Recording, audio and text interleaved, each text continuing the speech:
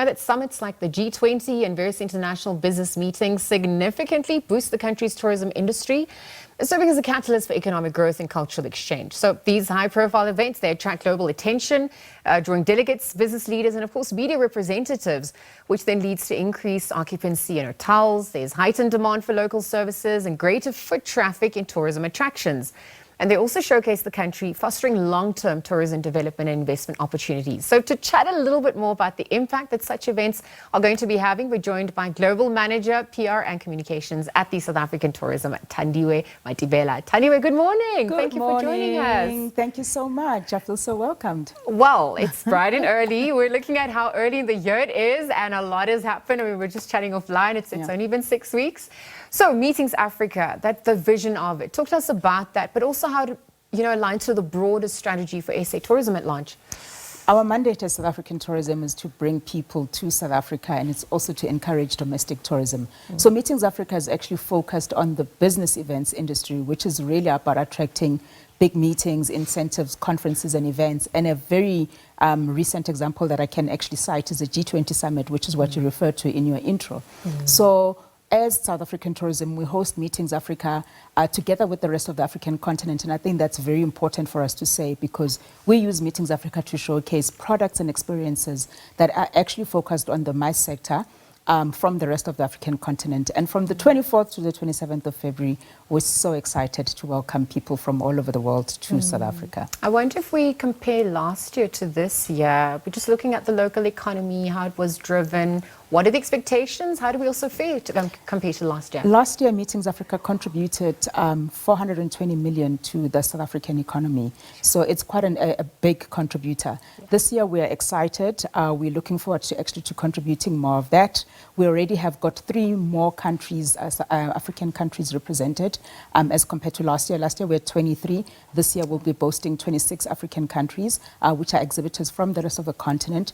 And we'll be joined by buyers, over 300 buyers. So buyers are people that actually come from various parts of the world to look at different products and experiences that they can then package and actually bring forward in front of their clients. So it is a very business-to-business event, but one that it's really crucial and very beneficial, not only for the South African economy, but the rest of the African economy too. Sustainability is a theme that also comes to mind, minimizing footprints as well. Talk to us about the intentionality behind that and how we are faring on that front. Sustainability is a global trend. It really is about livelihoods. It really is about ensuring that we look after our environment and our planet.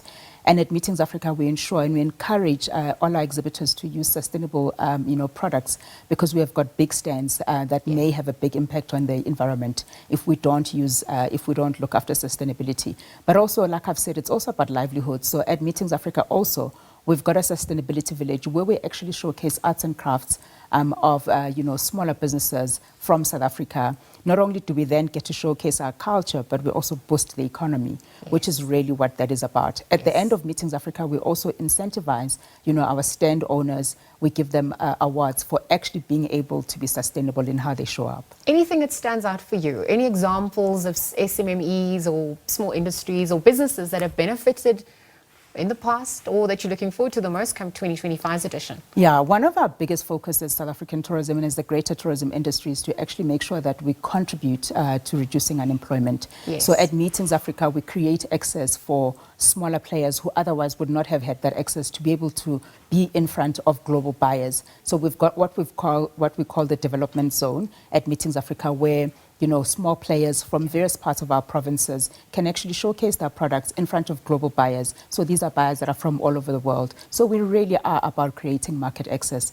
And we've had many success stories of, businesses that have actually gone on to flourish and that have actually clinched really big deals where they've been able to host meetings and events for big clients from various parts of the world. What remains some of the biggest challenges to date in executing, perhaps also just the integration? I mean, we see the AFCFTA So other initiatives as well to foster that unity. But on the ground, what does it look like? It's interesting that you should mention the AfCFTA, because at Meetings Africa itself, our Minister of Tourism will actually be having a conversation, with the airline industry to make sure that we unlock air access and we make sure that we have more airlift. That's one of the biggest challenges that we've got as a tourism sector.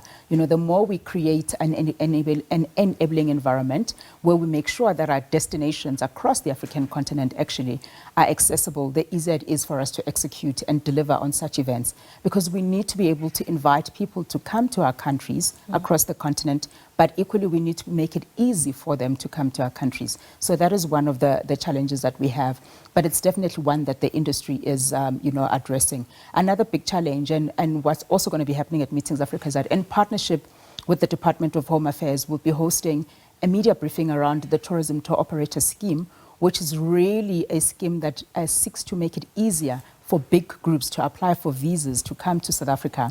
And this has been a collaborative effort between, the Minister of Home Affairs as well as the Minister of Tourism. In fact, today in Cape Town, they will be receiving the first lot of people that have come, having been processed through the TTOS. So it's exciting all around. All right, so I'm thinking about beyond access. Another thing is managing our perceptions about the country, and this is what Meetings Africa 2025 edition will continue to foster. Correct. Talk to us about what that perception looks like in the world thus far as we speak. How can we improve, but also how are we faring? Correct. We know that a lot of people, in fact, for different destinations, consider safety a very big consideration.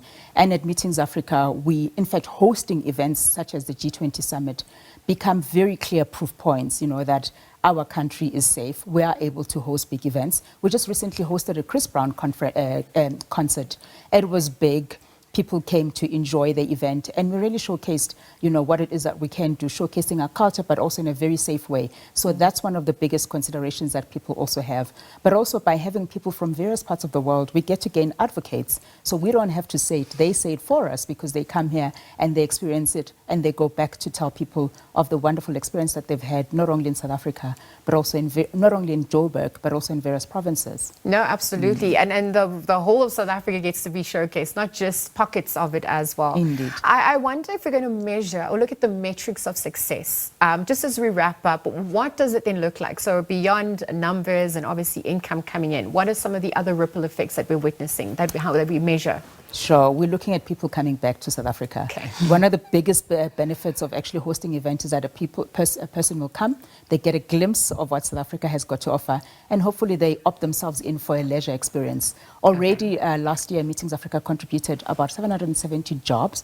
So we're looking to also contribute to that because that's a big measure for us. We need to be able to have an impact on our people and our economy. And that is what it's also essentially all about. All right. So the year's young. 2025 is well underway. Thank you for joining us at this hour for chatting about Meetings Africa 2025 and all the other exciting endeavors, of course, that we have for the rest of the year in our country. But this morning here on the Saturday edition of Morning Live, Global Manager of PR and Communications at the South African Tourism, Thandiwe Mathibela, again, chatting about the impact that summits like the G20 and other business meetings are going to be having for South African tourism, and of course, how we're going to measure these successes by those coming back.